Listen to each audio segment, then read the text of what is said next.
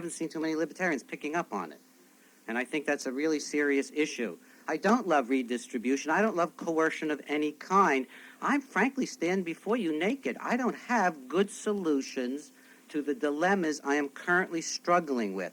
I can tell you that if you don't understand the viewpoint I'm presenting, you're not going to communicate with anybody. To get back to Marshall's emphasis, if you don't understand what I'm saying, that is, if you don't know that it's being said and know it really well, you're not going to be able to communicate, because I'm not really coming up with anything very new today. Some of the things were new twists, but not very new. I'm very sympathetic to what's being said about autonomy. I trained my son to be autonomous. He's on his way to Denmark at the age of 14. Peter? No, I'm not. That's not what you're saying. This is so good, I don't want to stop. So it's up to you. It's cutting into our lunch hour. So you want it to go on, right? Okay. I didn't expect this. I expected such overwhelming negative feeling that probably it would be I have never ended a speech voluntarily. I once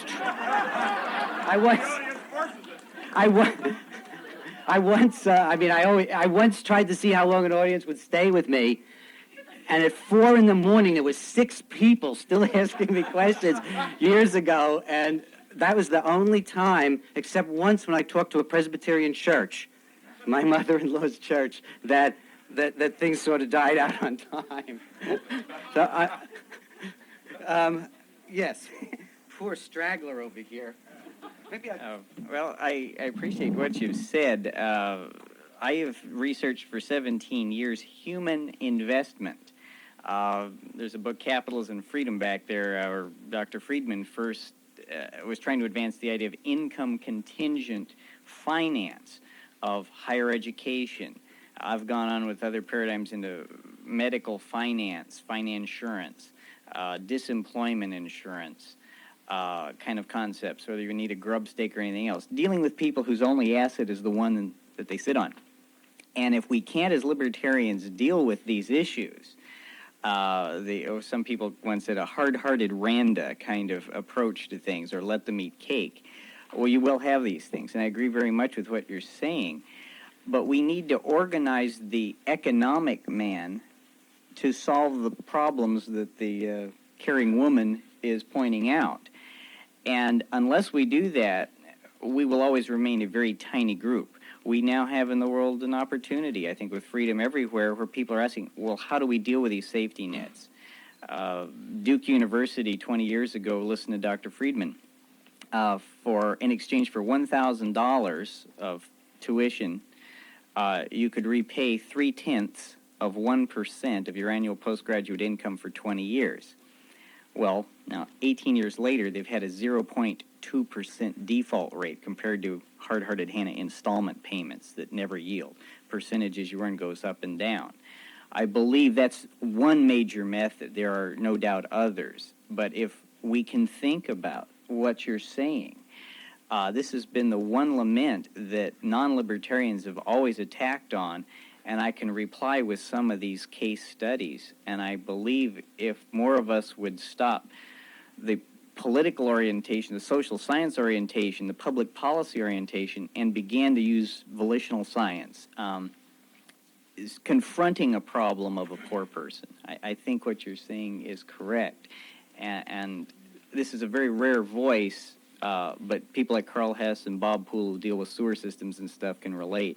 Sir Thomas Crapper did a lot for humanity, yes, but you've got to be able to afford the toilet. How do you do that? Well, if you can pay for houses a percentage of your income, minimal housing, all these things count.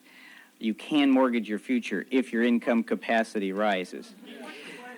My question is, why don't you listen more to this point of view? They're listening.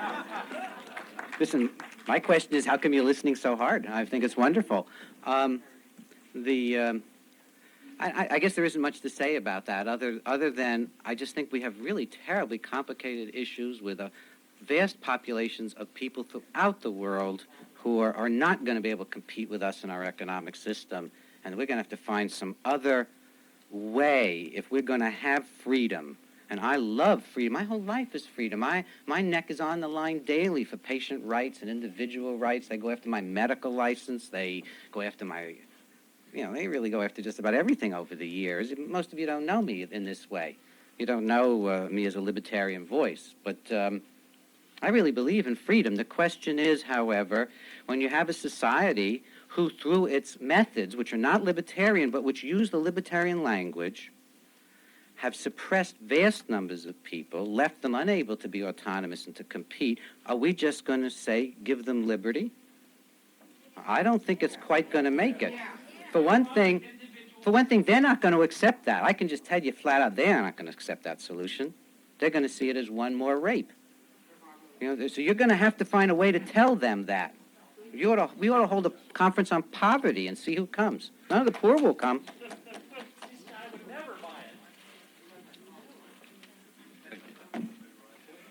I wanted to say I was looking forward to your speech, and I was very disappointed until it gets into the discussion group.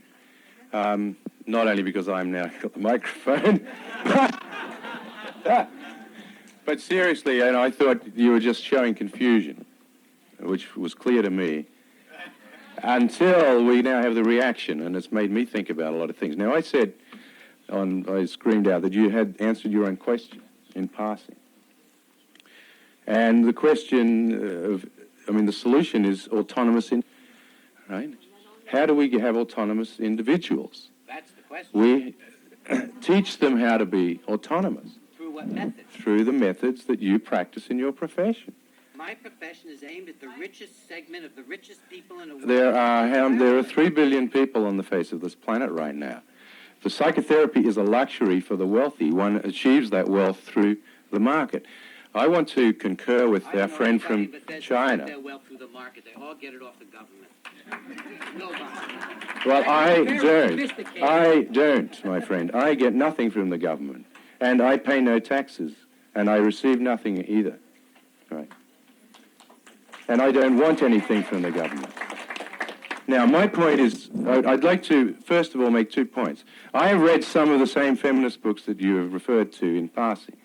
I find the brotherhood or motherhood, the friendly model, the benevolent model of humanity, much more appealing and relevant than the so-called competition model. We are here in this room arguing with some anger, but basically with a tolerance and benevolence towards each other. There is no policeman here setting any rules, not even Vince. He's been thrown out, right?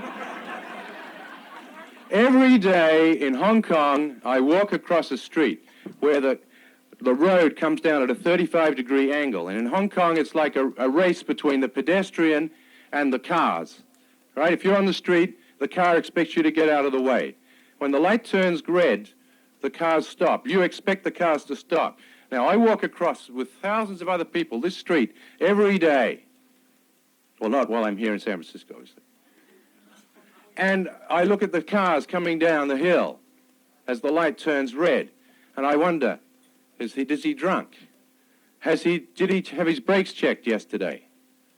Is his engine going to fail? And as yet, there has been no accident on this particular corner.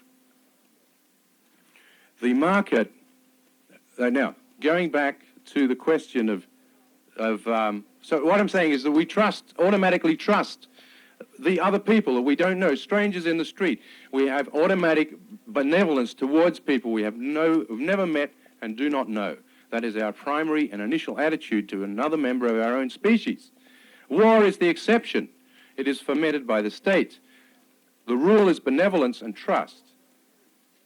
And we walk down the street in an attitude of trust to the other people, the strangers that we don't know and have never met and never will. And they don't beat us up 99% of the time, right? Even the muggers, the people who get mugged in New York. I'm sorry, I just wanted to say 2 other things. I'm going on more than I should. Yeah, not too long. Okay, no, one, very quickly. On workshop. Yeah, I'm sorry.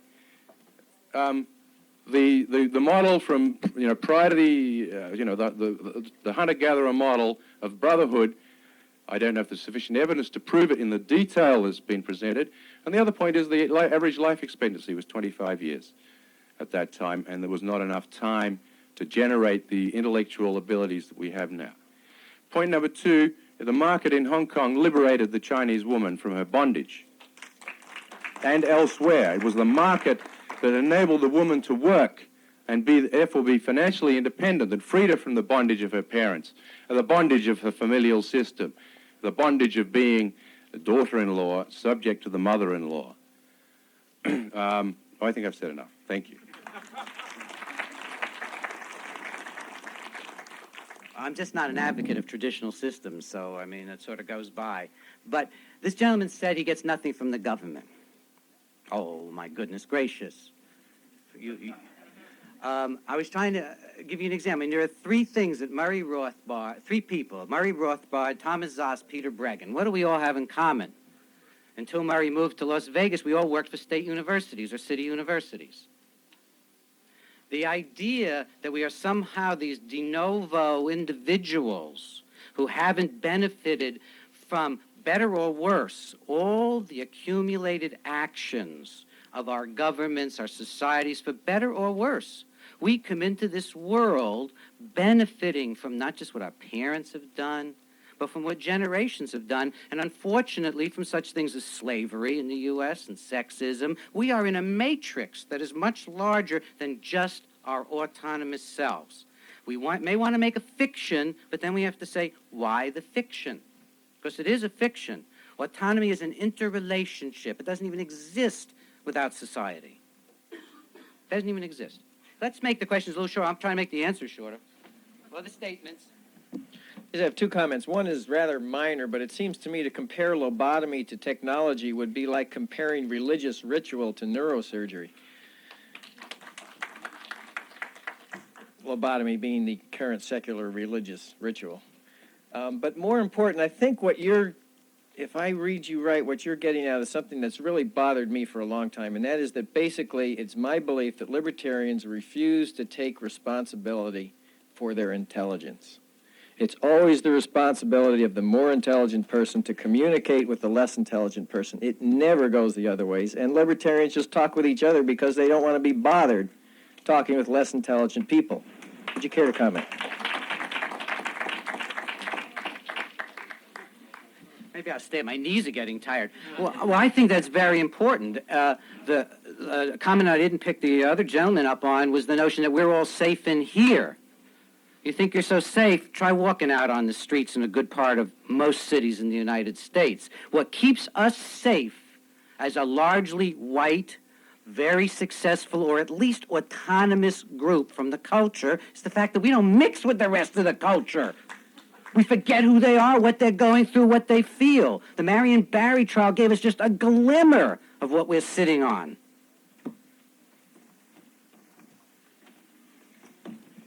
Hi, I'm Hal Ginrich from Mountain View. As at least a few of you know, I've always pushed for education, at least for 20 years. I'd like to first of all agree with what Peter's saying, but I think that some people are hearing him different, at least than I do. He's saying this is a situation that has to be changed if we're going to move in a proper direction, and we have to approach people psychologically. I was a little bit concerned about his sexist language that he used, because I think there's two normal distributions between men and women, and they overlap tremendously. But what I'd like to suggest, Peter, and see your answer to this, and I'm taking off from what Barbara Brandon said, that if we don't have education and a firm philosophical foundation, the political action is not going to work that well. I think that education has the most political, economic, and psychological leverage that there is, and I would suggest, thank you, I would suggest that Marshall Fritz is in the right direction. I'm going to argue with Marshall in a couple days at my house about some of the little niches that he's maybe approaching wrong, but the people from Oregon that are moving forward with a situation of education, even though I have reservation about vouchers and tax credits, I think, Peter, this is where if the libertarian movement and the market movement had moved into the area of education 20 years ago, we would be addressing and solving some of these solutions. And I don't think it's the only answer, but I think if we look at all of the answers, it stands out as the number one most hopeful one. Thank you.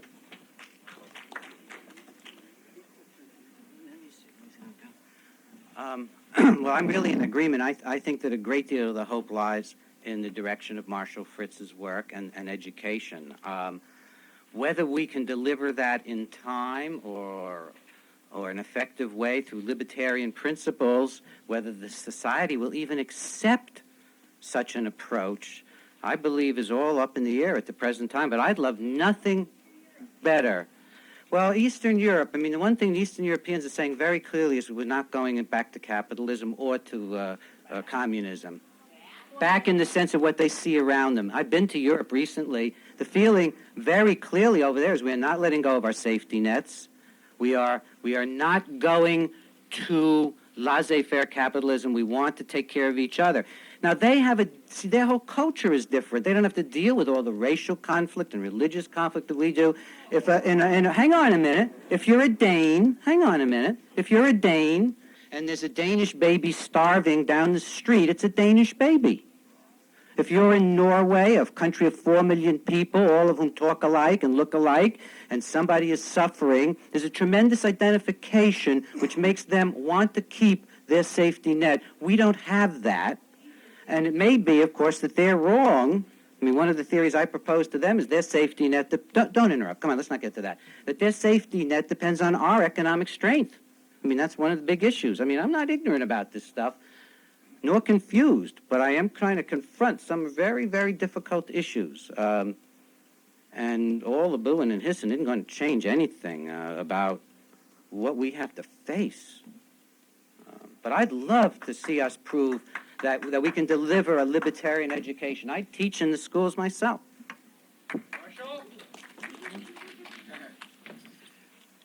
Dr. Breggin, I really do have a question. I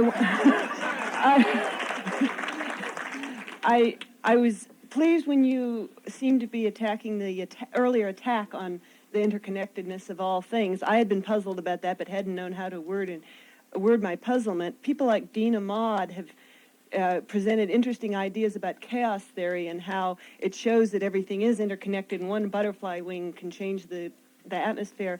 But he also talks about it being interconnected and unpredictable. The person this morning seemed to be denying the interconnectedness, and you seem to be denying the unpredictability, and the implication I got was that it's certain actions that we can all see are bad, using styrofoam or something, rather than that any little thing, they're all interconnected, but there's no way to predict it. How about The question is that not only are we all interconnected and all things interconnected, but we can't predict that dropping styrofoam is going to have a good or a bad effect.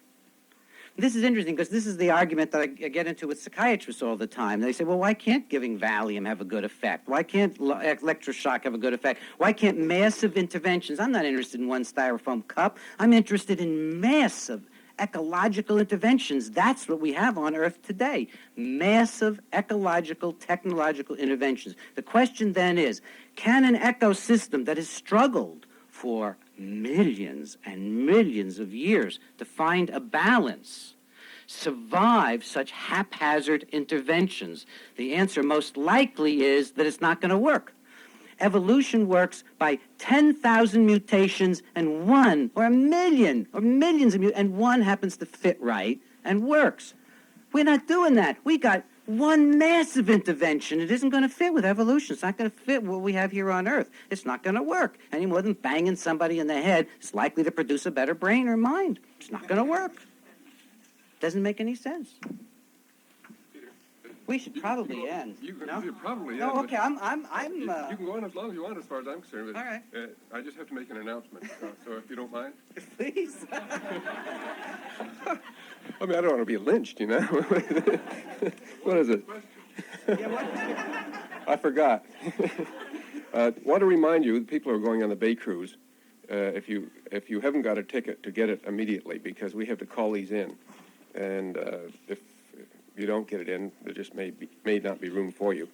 I'm going off to lunch now. You break off whenever you like. It's all right. Shouldn't I break in 10 minutes and call it? Why don't, all right, anybody, well, actually, you're all free to walk out. You're libertarians. You'd be walking out if you wanted to. Yeah, right. I forget you're not a church audience. You walk out if you want to. So I'll keep going for a while. Yeah. No one else has come up at the end of the line. Okay. Maybe this is it. Well, I always enjoy a talk that raises a lot of difficult issues, so I want to thank you for the challenge. I do have a question about one of the things you talked about. Most libertarian writings that I've read point out that there are three ways that people can acquire property or services. One is by trade and contract, which we consider ethically good and we applaud. One is by theft, which we consider ethically bad and we oppose. And I think you somewhat ignored the third one, which is gift and charity. Gift is usually what we think of for people we know, and charity perhaps for people who we don't know, for strangers. I'd like to know why you think there was anything at all inconsistent with libertarianism in giving a gift to your wife of helping her get an education. No, of course I don't think so. I wish you all, of course, all of you hadn't heard me speak, because, I mean, I have given whole talks on charity and how libertarians should become charitable and set up charitable institutions. Has one happened? I've been giving that talk for 15 years. I don't know a single libertarian charitable in the usual sense institution other than the educational ones. So listen, you're just taking, again, my speeches away from me. And of course, the gift of love to my wife was outside the marketplace. But who is there to give gifts to all the black people we enslaved, brought over here against their will, now contained in these awful cities with this awful government on their backs, and whom are badly damaged by our doings, not our libertarian doings? I'm not blaming that on the free market, blame it on the government. That's been my speech. That's one of the best speeches I give, is how the black person who's so downtrodden is there because of regulations, his inability to do the things he wants to do, like start a plumbing business. I give a whole talk like that. But we can give that talk forever, but who's going to listen? And is it going to come in large enough scale to make any difference, or are we going to have to find another way to give a gift other than freedom? And personally, it doesn't matter, because that gift's going to be given forcibly by the government in a horrible way that isn't going to work anyway. So we've got to be thinking about it. We've got to find some better way, some way of dealing with those catastrophic situations for which those people are not to blame. The child born to the cocaine mother is not to blame. The mother may be to blame, but how come they're all black? Is slavery just an irrelevant happenstance? Is racism an irrelevant happenstance so they all don't have autonomy by their genetics? You're stuck with genetic theories or environmental theories. Mine are environmental.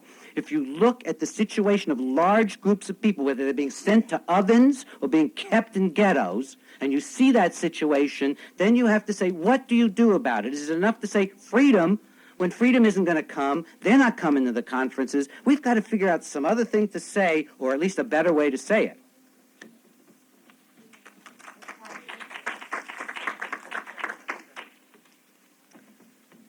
You were talking about, I guess, the last 100 years or so being just a blip on the whole evolutionary scale. It seems to me that human intelligence is a part of evolution, and technology is a product of human intelligence. And I don't quite get the feeling that why is technology unnatural in that sense? Also, you're talking about technology being able to create some catastrophic consequences that people can't predict. There have been other catastrophic things like ice ages, and why do we have to sit around and wait for quote-unquote natural disasters? Are those the only kind? And who's going to decide who's endangering? These technologists are endangering society. The idea that there are experts who know better than the people who create this technology what it's going to do seems to me to be rather ludicrous. It's the old joke about those who can do, those who can't teach, those who can't teach administrate, and those who can't administrate become politicians and regulators.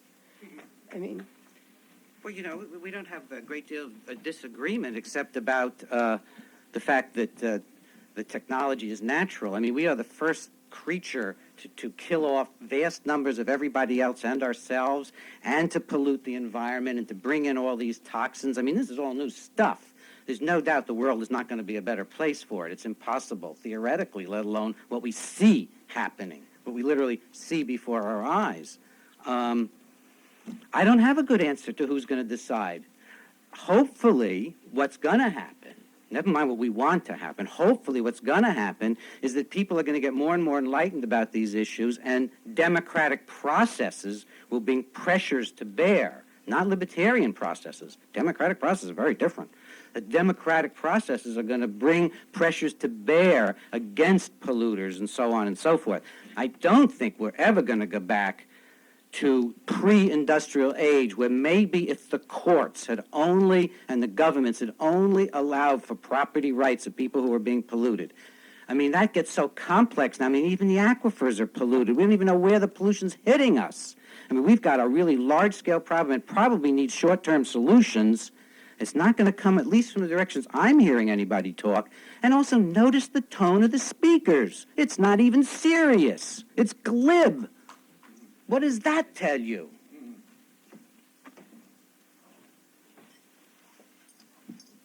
You can go to the front of the line. Hi. Yeah, well, my field is anthropology, and I'd just like to comment on one thing, and then I have a couple of quick questions for Dr. Breggin.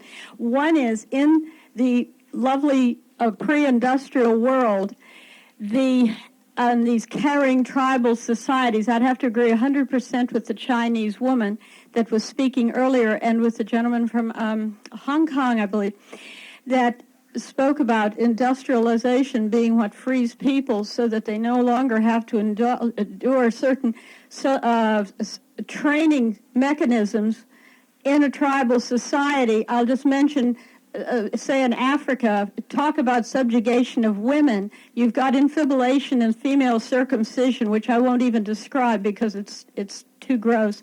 Ditto for the Australians in their circumcision rites and initiations of young boys, and also through the Arabic world. I think that we really don't need to look to pre-industrial societies as a model for human behavior there. I'd also say that libertarianism is not Rousseau's concept of the noble savage. Would have to agree with Mises when he says that men are not born free. They are born everywhere enslaved, everywhere. And the trick is to get, this is just paraphrasing, the trick is actually to see that a person is freed. That's the big secret. Now, my question to Dr. Breggin, you've addressed also this question of the feminine, caring female principle and the rather nasty male principle of aggression and such. I, as a feminist, don't like labels hung on values. I know men are sensitive. Their women can, and especially, can be perfectly awful in terms of what they can inflict on other human beings. And I think one of the dangers in rhetoric is this use of feminine being hung on that which is generally agreed to as desirable. And so I'd like you to speak a little bit more why there is, not just yourself, but perhaps other people select these terms like masculine and feminine to define certain values and behaviors and attitudes and such. On the issue of feminism, I'm glad it came up again. I was using a rhetorical device. I mean, I didn't invent economic man. So I'm playing a game of contrasting it with moral woman. It's rhetoric. If people misunderstand that and think that I literally believe that men and women can be divided in that fashion, heck, Sharon Presley's a good friend of mine. She believes in economic man, I'm sure, and doesn't agree with my view of feminism, although she's a great feminist. I mean, so there's great differences on all these issues. However, there is no doubt that women are bringing into academic fields a different viewpoint than men have brought in as a group. And I'm partially addressing that, including an analysis of how so-called mature behavior has always been the male model, which excludes cooperation and connectedness, but has the isolated final arbiter male being able to autonomously decide things in such and such a fashion, rather than the cooperative working through. And it is women, Carol Gilligan, who have made that point. So there's some reason to make the contrast, but obviously it's artificial, and that's all I intended to be. And I intended to be largely a joke. It's economic man versus moral woman. Let me just stick to the one point. And Mike Miller from East Lansing. This will be the end of the line, please. No more. Yeah, Dr. Breggin has me thinking about competition right now. I've spent a lot of time working in co-ops when I was a student. There's a number of things about competition. Okay, we understand the benefits and the promises of competition, but maybe those people who aren't libertarians see the threats. And I think Dr. Breggin has hit it right on the head when he says, okay, we're thinking about the benefits, and they're worried about the threats. So that we have to be very aware to present the notion of competition in a much more humane fashion. We wouldn't be doing any kind of a con job on them, but we have to be sensitive to other people's sensitivities. And that's, I think, one of the things he's always been trying to get across to other libertarians, is that try to see things through the eyes of other people who are not libertarians. Otherwise, we're never, ever going to reach them. Now, in competition, like another thing that struck me is we're talking about competition and cooperation as being mutually exclusive. Well, in a way, they're not. Like, sports is as our example of the purest competition in our own society.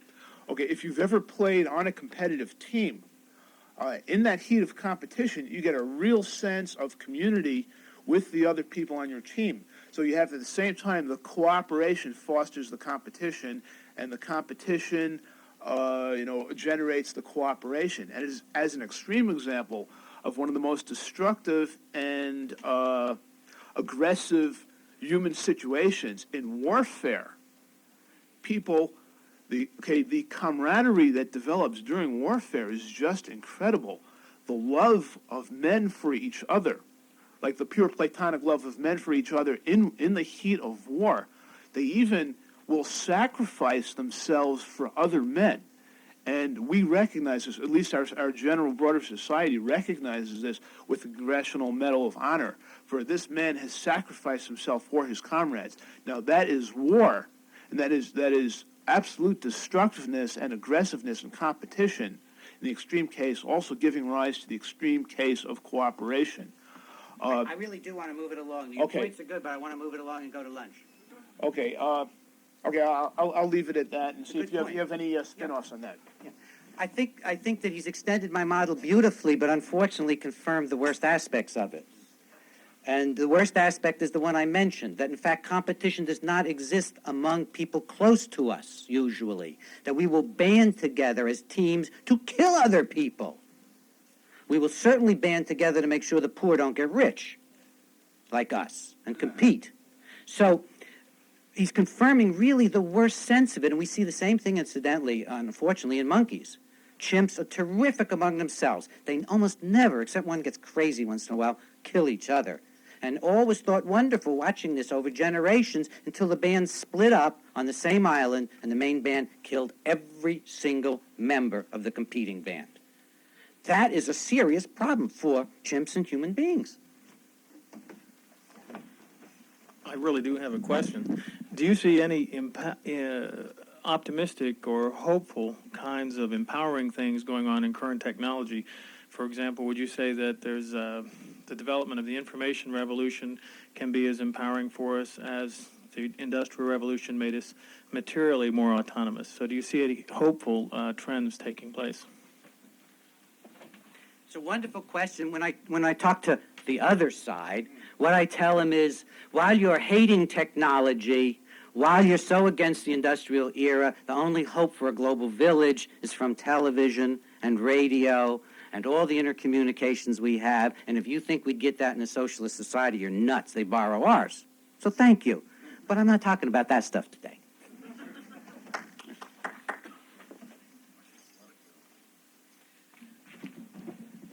Okay. This is really going to be a question about the status of charity affected, I think, by politics. And I think that's why perhaps we can't just proceed to being more autonomous, friendly individuals and have to be somewhat involved in politics, education being controlled by and large by politics now. Leaving out a lot of thoughts on that. A lot of provisos. basically, I've done some research on self-help and charitable organizations and seen that they've declined since the New Deal in the 30s, and see that there's resentment toward the groups, some of that you named, and that probably there's also direct street violence because, in a sense, the political situation is one where violence against taxpayers is tolerated. Why not take it directly? So that's the gist, if that makes sense.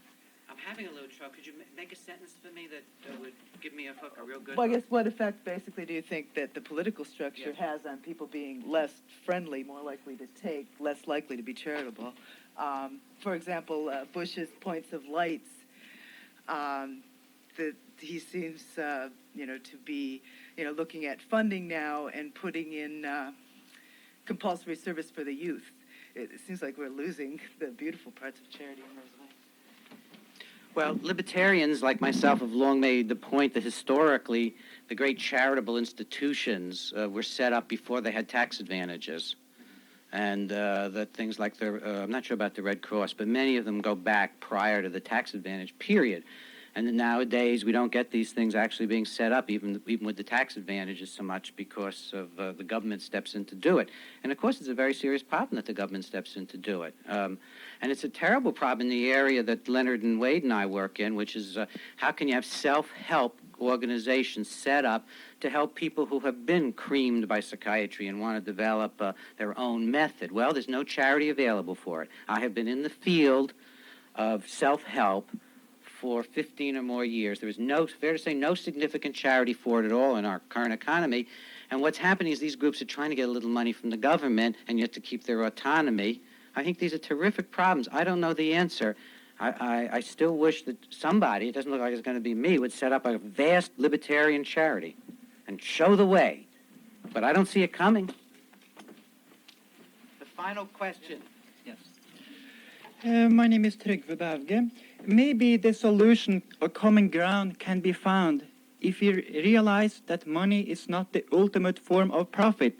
Personal health and longevity is. While monetary profit is only one of the better means. Other means consist of assisting friends and family or investing in people who are temporarily down but show promise of being on the rebound. Profit is another word for value maximizing. Active personal life extension is the utmost form of value maximizing. To respect liberty in the form of individual autonomy is still the best frame of action, but maybe if we replace economic man and caring woman with the life-extending libertarian, we might have a solution.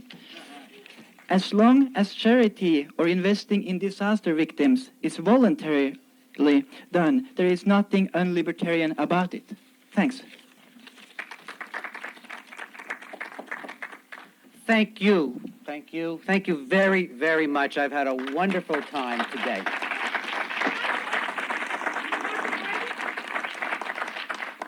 When can we get a copy of your wonderful book, The Crazy from the Sane, and those old books that you brought They're out? out of print, but maybe my new book will be a bestseller. My first mass market book. Maybe it'll drag them into print. Okay. Can we get them back to the print? That's one of the great novels about the psychiatric profession. And I'll put profession first. The crazy and the sane. The crazy from the sane. Crazy from the sane. Brilliant. I think it's the crazy from the sane. He's got 100 of my speech. Jim's sitting over there. He's got 100 of my speech. Guys, I'll be waiting in 1 sec. Literature about 15 years ago, and then it dropped out. And I